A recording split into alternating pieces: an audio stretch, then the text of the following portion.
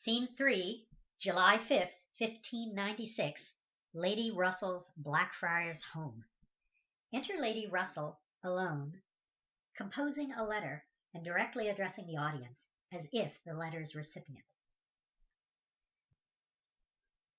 Dear nephew Robert, dutiful and wise, whom Queen her little pigmy fond doth call, twice widowed I, thine aunt, this letter send, a cri de coeur, my noisy heartfelt plea, from friars where I désolé remain, and yea, perhaps a trifle déranché, or loco poco, as the Spanish say, without amigo, any worthy friend, mine honour, property, and life to fend. A woman old as I, d'un certain âge, her body's failures cannot much avoid. The Queen doth meanwhile all my notes ignore. When the other day to court I came, to show my duty to her face, with spite they said, a lady wishing majesty to see, might do so with all others from afar. Persona I non grata have become, for what faux pas I verily don't know. This terra incognita friar's ward me incommunicado now hath left. What's more, I miss my sisters and my girls, as widowed Nivy, even turned to stone, for ever wept her arrow slaughtered breed. Enough tristesse. I louder must proclaim a turtlick threat to more than my mere self. The players their invasion do advance. On prise we are, exposed to instant kill by them and all the prentices they bring. I need not here rehearse the reasons prudes more delicate than I this plot would thwart. 'Tis not, for one, that players' carpentry a dusty hub of hubbub will produce, the clattery rattly carts of workmen now, the scratch and squeak of drum and pipe petat, when plays do later start their folly-roll. 'Tis not, for two, that plays inspire the pox-infected hosts, their homes to leave, to walk abroad, and with their pimply pustules pus to spread, in festering times of grande la peste, contagion sorely fouling up the air.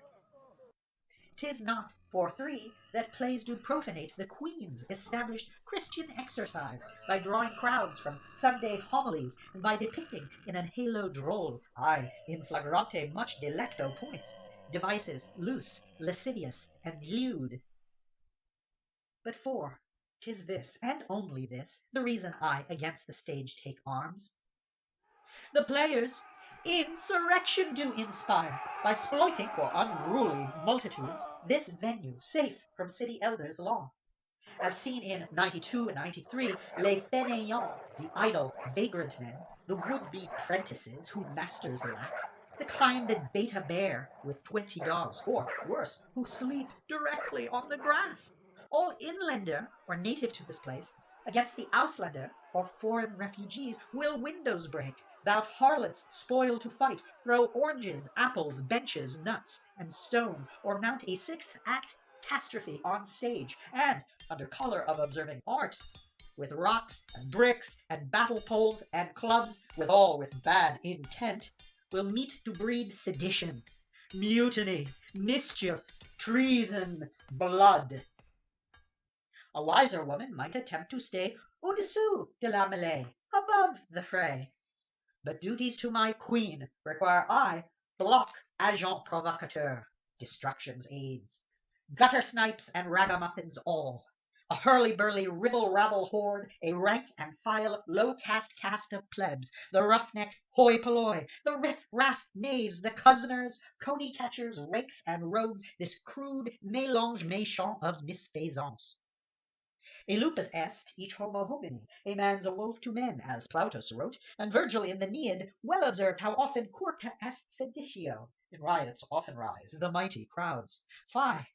Unversed playwrights even do ignore the unities of action, place, and time. In short, these players lack a credo's keel, save adoration of the itching palm, and shifty, subtle, cunning, scurrilous, low, their fealty will to highest bidder throw. Which bringeth me unto my main dispatch. Some news I gleaned to-day, at no small cost and detriment to my security. Will Shakespeare saw I exit Richard Field's, the printer's shop, beneath his arm a stack of texts, which he did try for me to hide. By prodding, probing, piquing fate with sweat, I soon did learn the hidden title's name, a play, the famous Victories, Henry V, which seemeth to depict Prince Henry's change from wayward thief to soldier king. Methinks this Shakespeare planneth now the text to use as basis for Une Nouvelle Heure, a prelude to his three-part Henry VI and triad sequel for his Richard II, in which, thou must recall, the playwright smarned young Henry's father, Bolingbroke, who stole the throne from feeble him who came before. My elder son, Lord Chamberlain's son-in-law, alerted thee in '95 thou shouldst precaution thee against that Shakespeare play, 'cause Henry's 4 and 5, the Lancaster, precursed Essex, not the current queen. If Shakespeare now will panegyrize blood ancestral, likening Essex Earl unto the foxheld people's hero Henry V, this player tumult in vox populi, provocative dissent, and stir will stoke. What's more, the playwright's patron for 2 books, an Essex crony is, Southampton Earl. We know that Shakespeare's thee hath travestied by making Richard III a bunch-backed toad. Withal is Essex jealous thou didst get in time the post thy father once did hold as Secretaire d'Etat, chief diplomat. In short, this player Shakespeare's plays might well foment gross usurpation and revolt. The handiwork must therefore quick be quashed, and I prepared am a la guerre to march. The Queen bid me in Berkshire one time grant the keepership of Castle Donington, with rents and wages fitted to the post. I have my lawful property entrenched, whereby my Bisham Abbey porter's lodge I to a private dungeon did convert. The only feminine keeper in the land, I'm thus Queen's only female samurai, and will, for justice, kidnap, kill, or die. And yet my womanish servitude I rue, as dutiful daughter, mother, sister, wife, the blush with which males ere do females taint, and oft if we upon ourselves do paint. Had Hypsicratia played the ingenue, while exiled Mithridates was her man, she'd ne'er her lustrous hampering locks have shorn, nor axe and lance and bow and sword have borne. So come, almighty, omnipresent God, I prithee wouldst thou me distil of fear, unwench me and unmensch me now and here, nor male nor female make, but midmost queer, combine in me the shameless and the pert, the brash, the brazen, unabashed, and brave, unite in me all creatures lacking dread, from lands of far away and lands of dead. Medusa, whom Athena did transform to make a winged Gorgon, snaky-haired with tresses turning lookers into lead, lo, even after Perseus felled her head. The Hydra, poison-blooded, poison-breathed, whom few could even verge upon, and who, for every head a sword did amputate, would 2 more heads instead than reinstate. The fury-filled Erinyes of old, who sprang from blameful, dribbly, bloody drops that drooped and entered Gaia's earthy trough, when Cronos did his dad's loins sever off.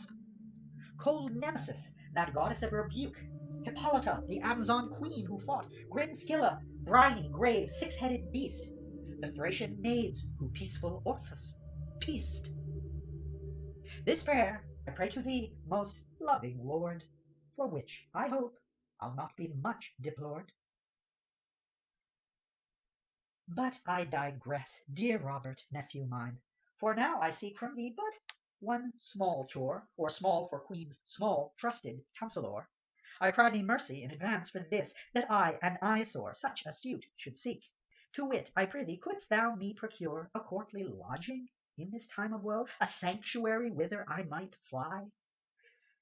If God delivereth me from here alive, and though in court I'm beggared, blind, and deaf, I yet the inconvenience would avoid of being by low-born villains put to death.